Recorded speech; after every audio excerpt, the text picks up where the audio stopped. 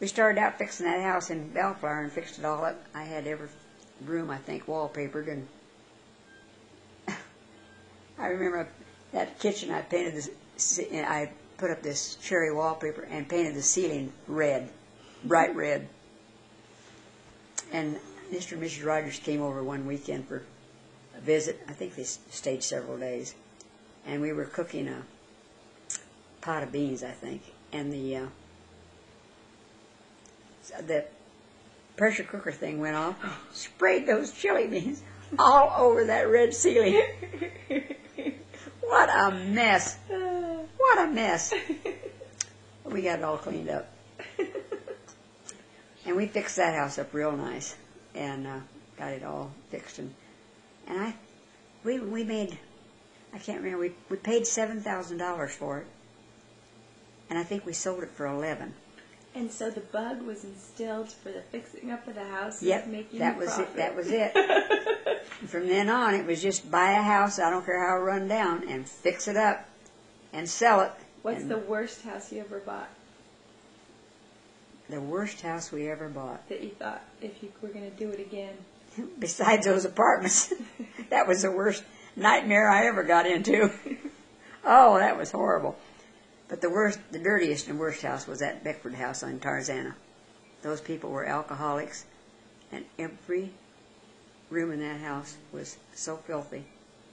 And they left, and both sinks were stopped up. And it was just terrible. But it was a beautiful house. It was a beautiful house. It had, I guess it had, well, I know it had 2 bathrooms. I was thinking it maybe had 3, but I guess not. Now, the one up on the hill had 3. And our other house had 3.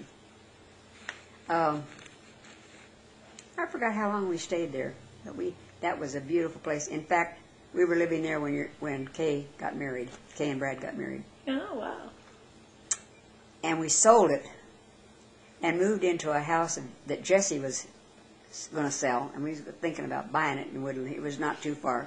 We moved everything completely in that house, and I had the dinner there for, what do you call it, for like the reception, the wedding party or whatever. Oh, yeah, right. I had the dinner there for, and I guess went ahead and had the wedding too. I can't remember. Yeah, they got married both. And the next, of course, the deal fell through on our house. Oh no! And after their wedding, we moved back into the Beckford house. Oh, that was a lot of work. Stayed there and just kept staying there until we sold it. Then we sold it. Where did we go from there? And where was Grandpa working then? Still working at North American, but he was transferred out to the Valley. Okay. So he was working at Canoga Park. And you were not working? You were just home? No. And, I was working. What's the matter? I did work while I was living at that Beckford house. I was working nights and he was working days. I got a job at North American working nights. And what did you do there? Clerical work. Mm-hmm. Some typing and filing and stuff like that. Oh, and then our next house, I remember we bought that house that wasn't finished in Northridge. It was finished enough that we could move into it. It didn't have any carpeting on the floor. The builder had gone broke. It was a beautiful house. We put in the front lawn. We poured the sidewalk. We poured the driveway. We put in a pool, and we finished that house.